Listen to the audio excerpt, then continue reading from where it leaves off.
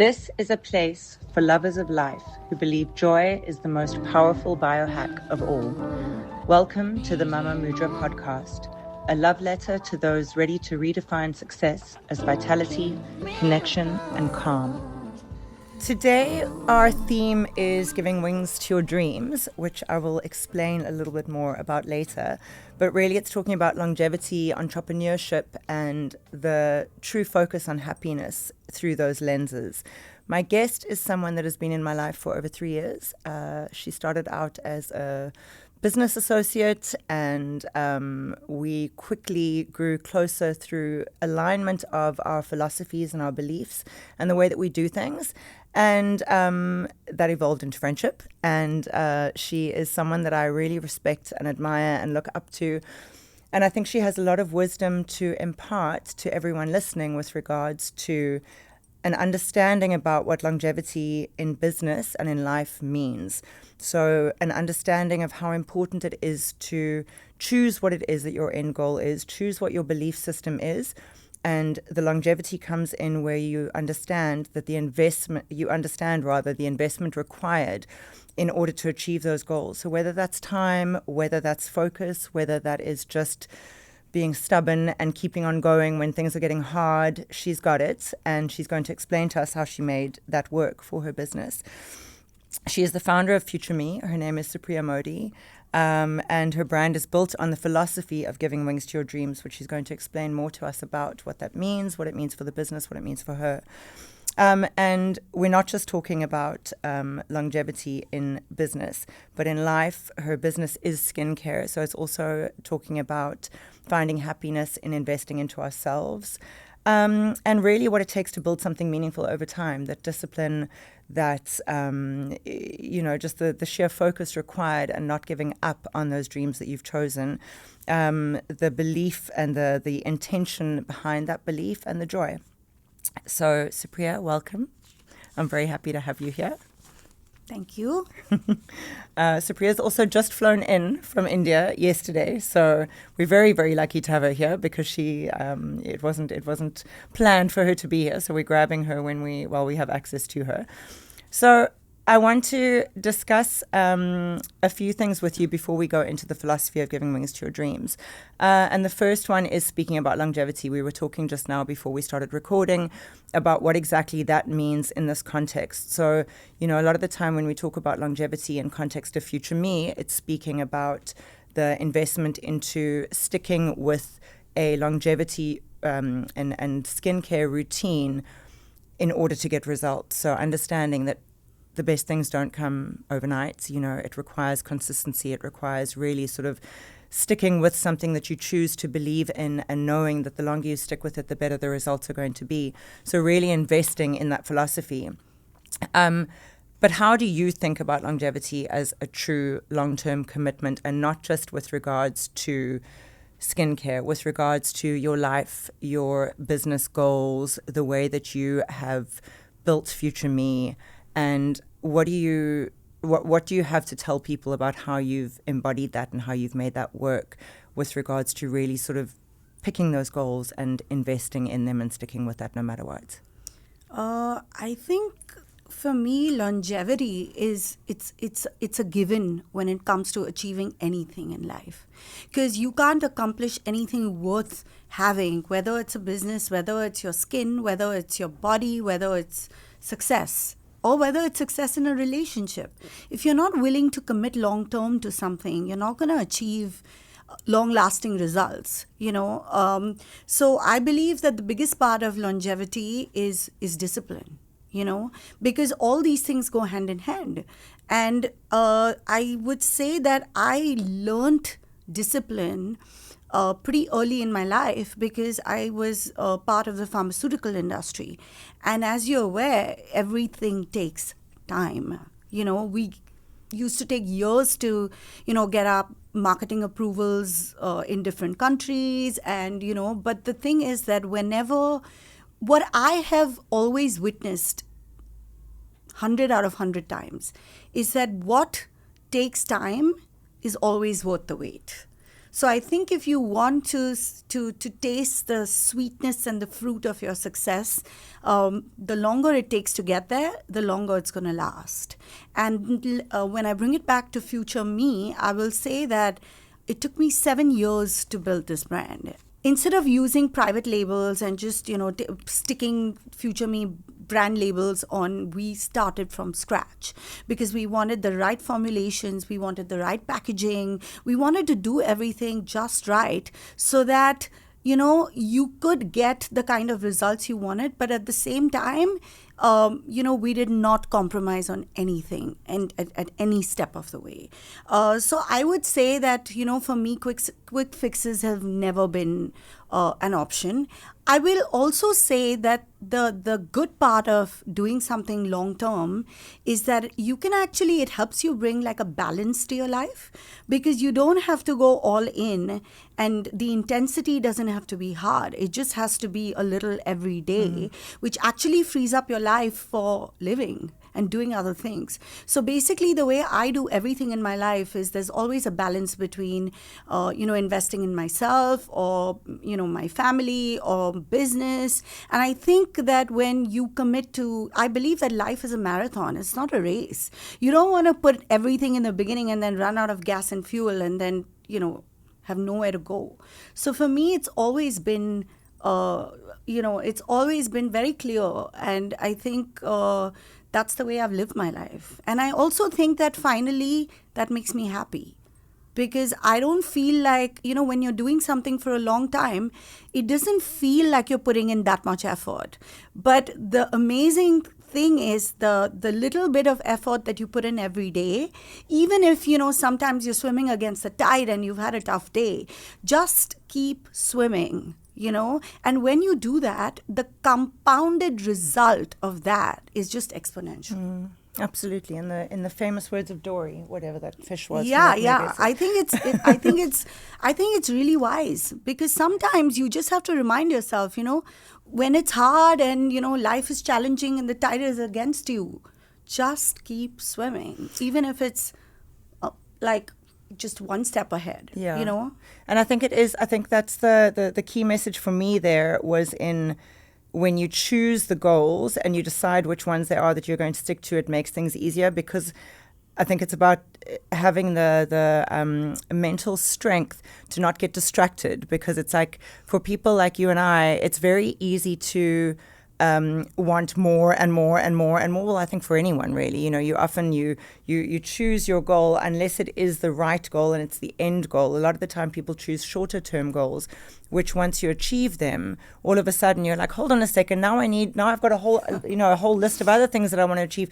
And that's when things start getting fragmented. It's about really understanding what the end goal is. For me with Mama Mudra, trying to make happiness the end goal for people. It can sound very wafty and very fluffy and very not a real thing, but in terms of quality of life and understanding that as an end goal means that everything needs to tie into it in terms of your focus on nutrition, on longevity, physical longevity, mental wellness, and business success. It means that you're not getting distracted along the way because everything that you choose to focus on has to ladder up to that end goal, and it does kind of streamline things, which I find really important to enjoying one's life and not getting too overloaded with everything.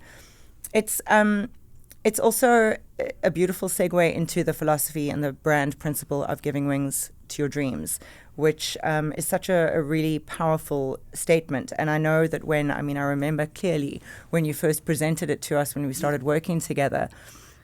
And it's like there's so many different ways to interpret it and so many different ways to make it relevant to you.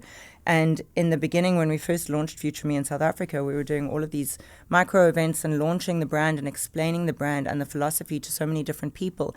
And you could see that there were going to be different interpretations and different iterations for every single person thinking about that philosophy, which I think is so beautiful because, again, that speaks to investing in yourself and thinking long term and understanding what those dreams are that you want to give wings to. So I want you to explain to us how that brand philosophy ladders up to being a personal philosophy for you and what it means to you personally in your life outside of Future Me, and how you bring it into your life and how you live it, and not just sort of, repeat it to people in the house of Future Me in Mumbai or here in Cape Town. And really, how has it shaped your journey, and how would you recommend that people use a philosophy like that for their own journeys towards finding happiness? So for me, giving wings to my dreams is not just the tagline of my brand. It's literally the philosophy with which I've always lived my life. I always believe that everything starts with a dream, and if you can dream it, you can do it. And I'm one person who lives my life by design and not by default. And the only way you can do that is if you can pick the life you want to live. And for me, dreaming is not something you do with your eyes closed. It's not something you do when you sleep. It's something you do when you're conscious, you're fully awake, and you work at it with everything you have. So for me, Wings to Your Dreams is a very, very empowering kind of belief, because it stems from something really simple that people sometimes overlook, which is self-belief, self-love, and self-belief. And I think, growing up in the world that we did, a lot of us have been kind of conditioned as to not think of ourselves, that thinking or loving yourself is somehow selfish. Where I believe that actually it's the best thing you can do, because once you love yourself and you find your way to fulfill your dreams, you're going to be a happy person. And a fulfilled individual is someone who can make other people happy. An unhappy person can't make anyone happy. So when it comes to even Future Me, right? Future Me, for me, Wings to Your Dreams is literally giving yourself the equipment and the structure to kind of go out there and pursue that dream of yours. So when it came to Future Me, I have two elements that are crucial in creating the brand that I did. One is my pharmaceutical background, my business ethics and my morals, and my long-term philosophy of taking time to do things. And the other is my love for beautiful things and aesthetics and luxury in life. So putting those two together is what gave wings to my dreams. And what I want everyone to think of when they think about Future Me is not just, a skincare brand. Yes, we have brought it down to, in terms of skincare, it means that, you stand in front of that mirror, you enjoy the ritual, and you think about the person you want to be and how you want to look in the future, rather than thinking about, oh my God, I'm getting old and life is the best part of life was behind me. I'm a very optimistic person. So that's why my message to everyone is, whatever your situation in life, right? I want it to be a very personal message, because I want people to actually think about, when was the last time I had a dream? And the answer will surprise you. Like, I ask people and they would be like, and when it takes so long to think, it means it's been a while, right? Because life got in the way, other priorities got in the way, and somewhere along the line you forget yourself. So I think it applies more for women who actually believe self-sacrifice is the only thing that they're born to do. And I kind of differ, because I feel like an empowered, happy, beautiful woman can contribute so much more to this world. Yeah, I completely agree. One of the notes that I made when I was looking through the questions for today was also in the regard of the giving wings to your dreams principle, was thinking about the number of really successful people that I've met in my lifetime, either through business or through Sean and, sort of traveling the world. And the one thing, it occurred to me literally about an hour ago, the one thing that every single one of those people have in common with this is that they loudly profess what it is that they want to achieve. They are not shy in any way, shape, or form to talk about how big they want their success to be and how much they want to achieve. They put it out there, and I guess it's like a form of verbal manifestation. It's 100%.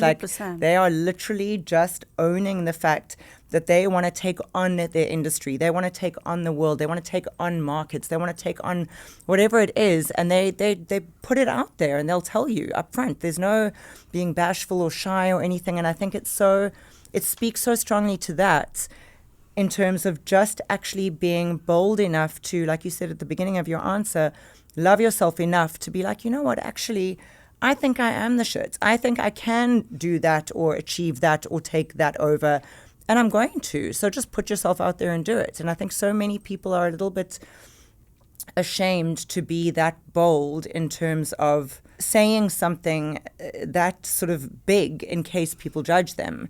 But, you know, ultimately, if you're worried about people judging you, you're never going to get that level of success anyway. So I think it's such a beautiful philosophy in that it sounds so soft and dreamy, but it's so strong and powerful. So I think it's really, really a beautiful mantra to have. So with regards to your journey as an entrepreneur, because as you said, you come from a pharmaceutical background, you worked at Unichem, you were very senior, you were traveling the world, you know, you were managing businesses within Unichem, but ultimately it wasn't your business, it was your father's business. So when you chose to leave to start your own brand, tell us about those shifts that happened when you made that choice and when you understood that obviously it was going to be a very different landscape. It was going to be you pushing, you following your dreams, you know, leading the charge, you going against, if there were a moment that people are like, I'm not sure if that's going to work, you're the one saying it is going to work, we're going to make it work. Like, what was the shift emotionally and psychologically that you had to make in order to really sort of achieve those? And, you know, when you were, I mean, I hope maybe you didn't have those moments, and if you didn't, then you're my hero for life. But I'm sure you did have those moments of doubt. You know, everyone does. There must have been moments that you thought, like, hold on, like, what if, you know, this? What if I was wrong? What if this isn't going to work? Like, how did you push through those and really just keep going? Because as long as I've known you and worked with you, you've never been anything but strong and determined. So, you know, in those moments of relative weakness, how did you manage to push through and stay strong? Thank you so much. Pleasure. I take that as a big compliment. But the truth is that, of course, you have doubts. And I've probably had like a million doubts every day of my life, including today. I don't know nobody's seen the future. No one knows what's going to happen. But I'm a little bit philosophical in the way I look at life. And for me, it's simple. Like, if you can do something to go ahead, then you must do it. Like I said, you know, I was working in the pharmaceutical industry, and, you know, I learned a lot from there. But I also learned that, you know, like, I wanted to do something that I was really passionate about. And I'm very passionate about doing business. But I mean, doing business in something you love is a totally different thing. And I will say that the concept of future me wasn't clear from day one to me. And that's what I want to tell people, that entrepreneurship is not, you know, a blueprint. Someone doesn't hand you something and say, okay, you know, you're going to follow this path. The beauty of entrepreneurship and the scariest part of it is that you gotta make as you go. You create that path. You know, you put the next step and the next step. So sometimes I feel like when I look back at, you know, the journey that we've had, I wouldn't believe if you told me 10 years ago that I would be doing these things. But the only way to do it is step by step, one step at a time. You know, and so the biggest shifts are basically internal. And the biggest problem I think people face, and we face personally ourselves, is our own mindset. That's what blocks us. I think it's not other people telling us we can't or can't do anything. It's us having self-doubts. And because I'm deluded in self-belief, I think I just keep going, you know, like even in the pandemic, you know, there was a time when we didn't know what was going to happen to the world. And believe you me, that was the time we created the actual essence and concept of what future me became. You know, it became something very close to my heart, because then it kind of became an extension of my personality. What was meant to be a wellness brand, because coming from pharmaceuticals, the next step was nutraceuticals, you know, but then finding, you know, I don't know how that evolved into something that became an extension of me and things that I love. And, you know, me thinking I could do something as well as the best brands in the world. But I think that, and every time, you know, I would see the way the product was shaping and evolving, there were times when I've cried myself to sleep and being like, why am I doing this? I mean, what was I thinking? I don't know anything. But I think the beauty of it is in genuinely just keep going, not giving up. Because what I realized is that, and we faced a million obstacles on the way, not one. When you're trying to create something from scratch, when you're trying to better something that has been there for 30 years, and you are aware that the companies that sell the most expensive and luxurious skincare are owned by giant conglomerates. My budgets were nowhere close to those. My know-how was nowhere close to those. But I believe that if I have experienced something in my life that I can, we believe, like, there's been a very sad kind of belief in people not coming from the Western Hemisphere. I believe that with my Indian heritage and culture and like years and years of, experiencing the most beautiful jewelry and craftsmanship and embroideries and artisanship, why can't we also deliver that? I've experienced Western luxury, I've experienced Indian luxury, I've experienced all kinds of luxury.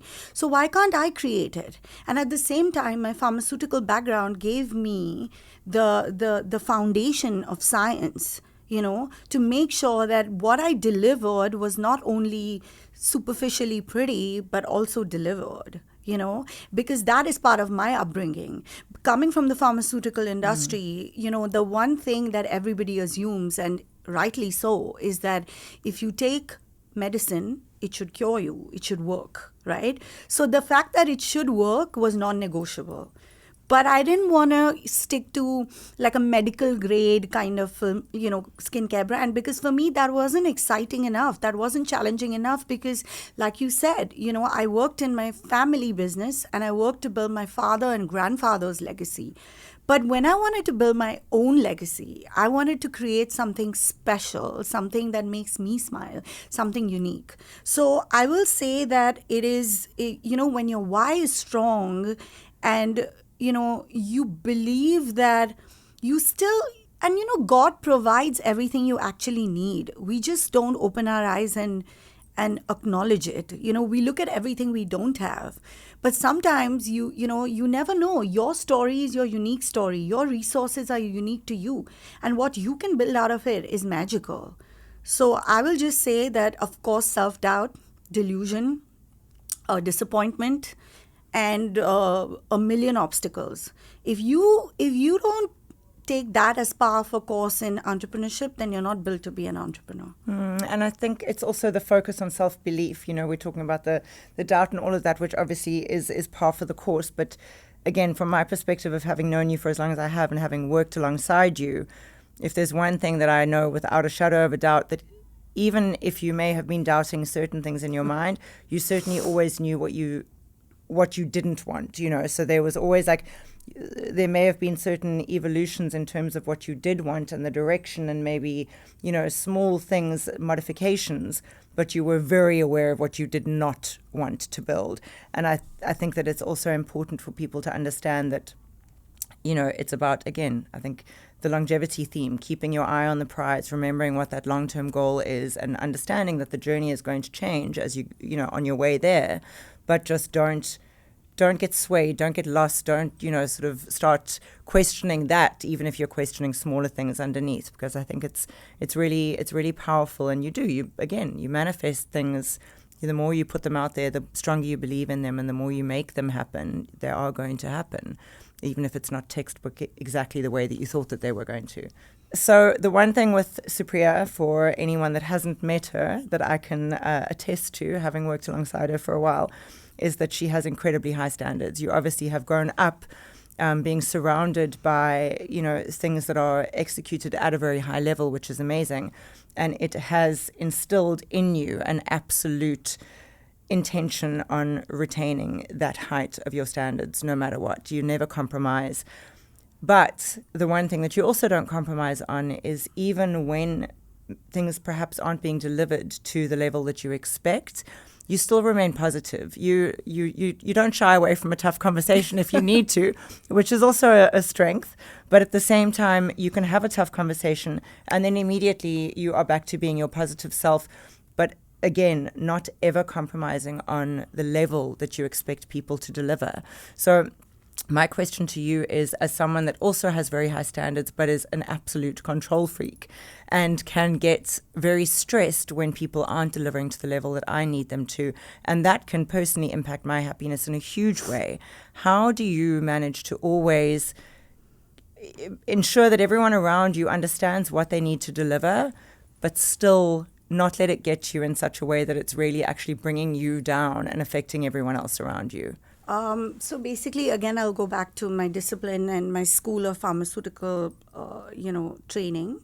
I think what you know a lot about me, but what you don't know is that I was given a responsibility of the most disastrous business of the company. It was loss making.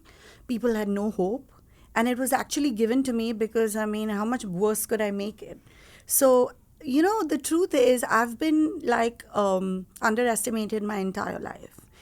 And I've always kind of taken that as the biggest compliment, because that's what enabled me. When no one is expecting anything of you, you always have the ability to surprise people, And actually, the funny thing is that, I am a woman, and I joined a pharmaceutical business without any pharmaceutical training. I have done my MBA and my BBA from the best schools in the world. But when I entered Unichem, which was our company, everybody looked at me like I was not educated, because I didn't have the required technical background. And so I would say that freed me in a way, because then I started doing things my way. And I think the biggest tool that I always use, which is underutilized in this world, is a word which is not, which is very sadly named as common sense. But I find it the most uncommon thing in the world, especially when I was working in Unichem. If I ask somebody oh, why are we doing things this way? Why aren't we trying something else? And they would be like, oh, no, that's just the way it is. You mustn't change anything. And I was not afraid to do that. I had a business that nobody wanted. So the truth is no one had any expectation. So I was free to do whatever I wanted. And in that, I treated it like my little baby. So that was actually my first brush with entrepreneurship and, turning things around and actually, having strength of my conviction when every man around me was like, what are you doing? It makes no sense. Why are you doing this? It's not going to succeed. I'm like, okay, but let me try. What's the worst that can happen? It won't work. So that's fine. We'll fix it.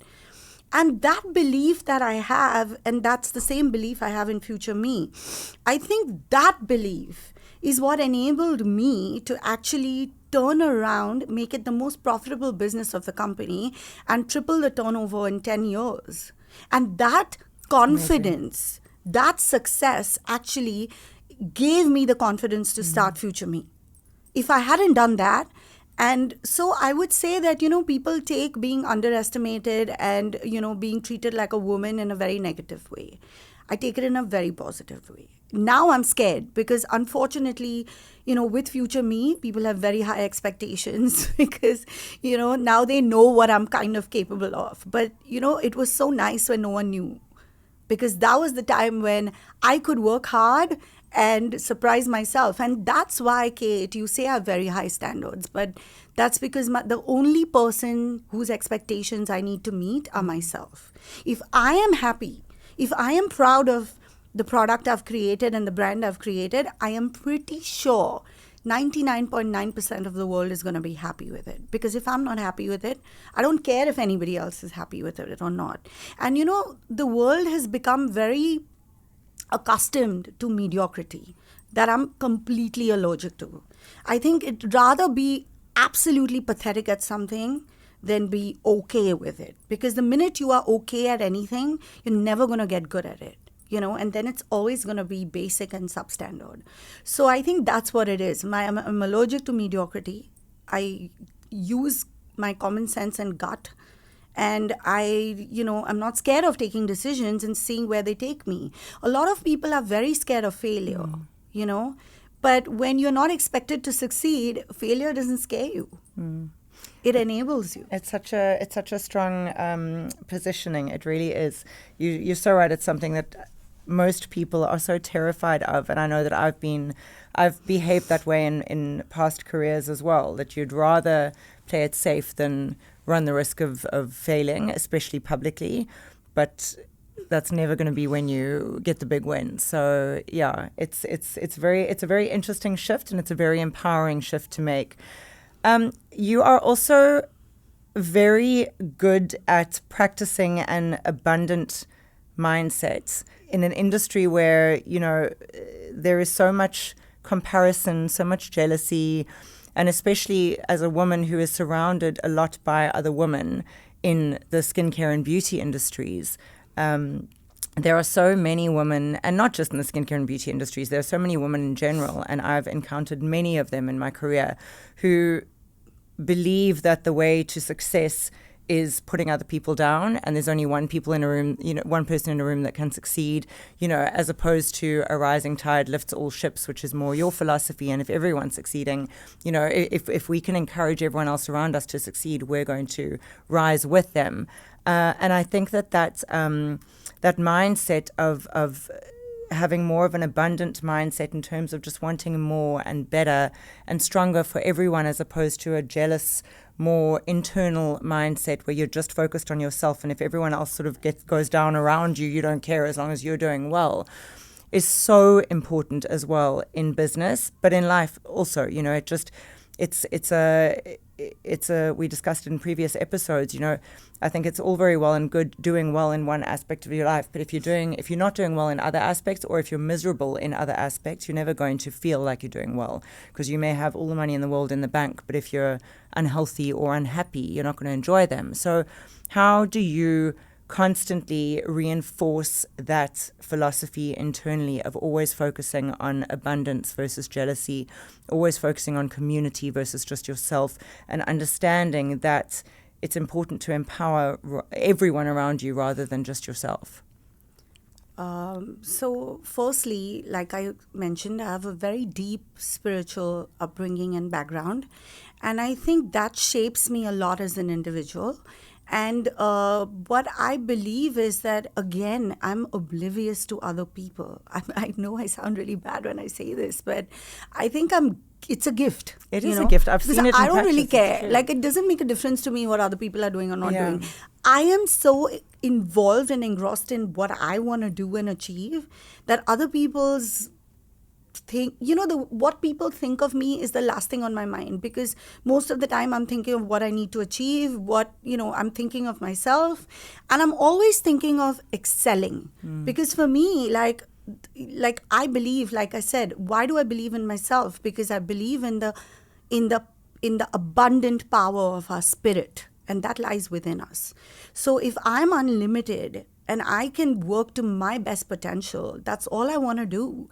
And I think that if you kind of encourage everyone to do the same, it's a very, very beautiful, empowering feeling. And that also comes from not being insecure. I think everything stems from your self-confidence. Because if you are going to achieve and believe in yourself, you don't want anybody else to fail. You just want yourself to succeed, but it doesn't have to come at the cost of other people. And, the most beautiful demonstration of this is my team at Future Me. Everybody, including me, Kate, including you, are better than me. I don't mind hiring people that are smarter than me, better than me in what they do. That's why I hire them. But the beauty is that I can work with them and I work with their strengths so that they can give me the best of their potential. That's how Future Me has become the brand it is. Because every single person associated with it has gone out of their comfort zone and given the best, given me things that they couldn't dream or imagine they would. And how can you do that if you put yourself in the center of everything and make everybody else feel small and insignificant? So for me, it's very simple. Like, whether I feel like empowering other people, of course, with accountability. When everybody gets wings to their dreams, it's an evolution. And, I think somewhere down the line, you are the company you keep. So if you're going to be surrounding yourself with small, negative, petty people, what do you think you're going to become? They frame your thoughts, they frame your beliefs. But if I sit in a room and I'm talking to you and I see the way, your life journey and how much you've achieved, I learn, I grow, I get inspired. So I think inspiration is a very infectious thing. And I believe that, for me, it's not about man or woman, but a woman, yes, women do tend to have that whole, feeling of jealousy and things. But like I said, I consider myself a human being that just has to do the best I can. And, so I believe that everybody must work at their best potential. And I think the world will be a much better place without jealousy and insecurity.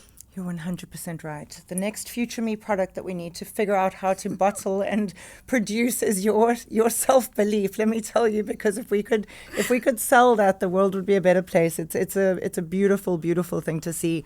And I wish that women especially, I know we're talking humans versus men or women, but I wish women would learn it at an earlier age, because I think women spend way too much time worrying about what other people think and trying to compete. And if they stopped, we'd all achieve a lot more at a younger age.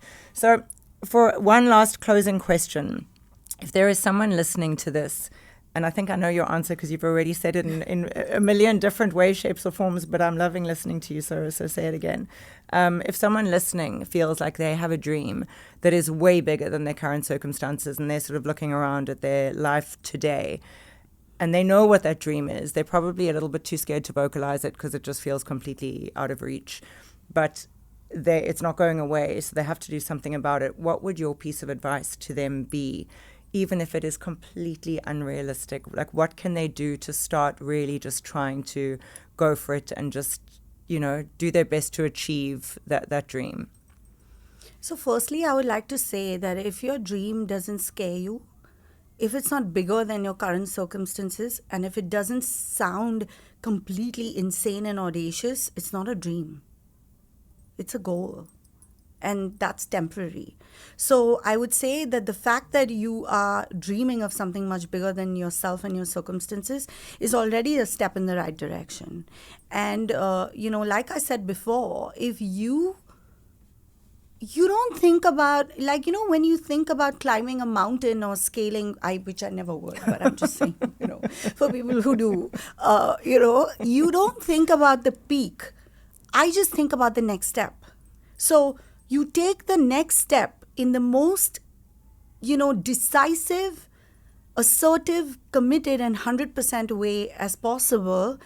And then you take the next step after that. So if you're thinking about only the step in front of you, I think it kind of makes life a bit simpler. And that's why I said that, when I say just keep swimming and never stop and never give up, it's that if you literally take one step at a time, you don't think about the task in front of you as being so, giant and crazy and overwhelming. Of course, it's overwhelming that one day you're going to get there.